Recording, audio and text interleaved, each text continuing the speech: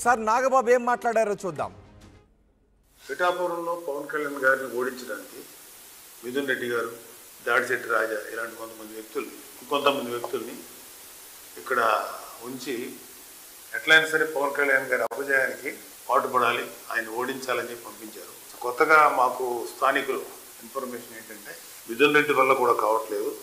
So Kadapa నుంచి కొంతమంది గూండాలని, కొంతమంది రౌడీలని పిఠాపురానికి పంపించినట్టు మాకు సమాచారం వచ్చింది.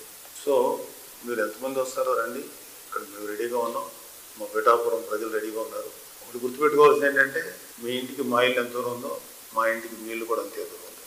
పంపించండి, ఎంతమంది పంపిస్తారు గూండాలని. ఇక్కడ వాళ్ళు ఎలా ఫేస్ చేయాలో మా మెకానిజం మాకుంది, మా పిఠాపురం ప్రజల సపోర్ట్ మాకుంది. సో మీరు మర్యాదగా ఉంటే మేము మర్యాదగా ఉంటాం, మీరు దారి తప్పితే మాకు వేరే ఆప్షన్ లేదు. Be careful.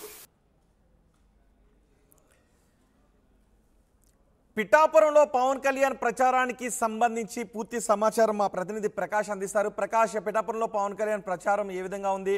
మెగా ఫ్యామిలీ కదిలి రాబోతుందని తెలుస్తుంది. చిరంజీవి 5వ తారీఖున చిరంజీవి వస్తారు అని తెలుస్తుంది. మే 5న చిరంజీవి వచ్చే అవకాశం ఉందా? అలాగే నాగబాబు వ్యాఖ్యలను ఏ విధంగా చూడాలి?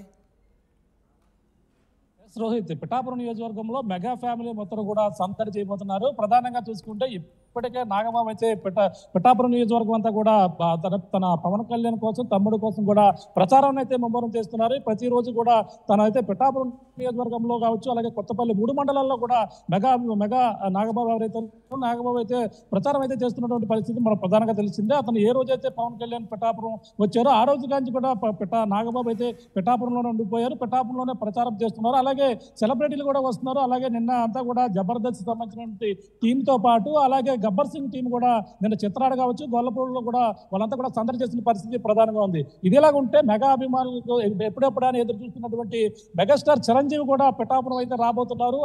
5వ తేదీన అయితే డేట్ కూడా ఖరారైనట్టుగా మొత్తం జనసేన నాయకుల్లో కూడా అప్పుడైతే సమాచారం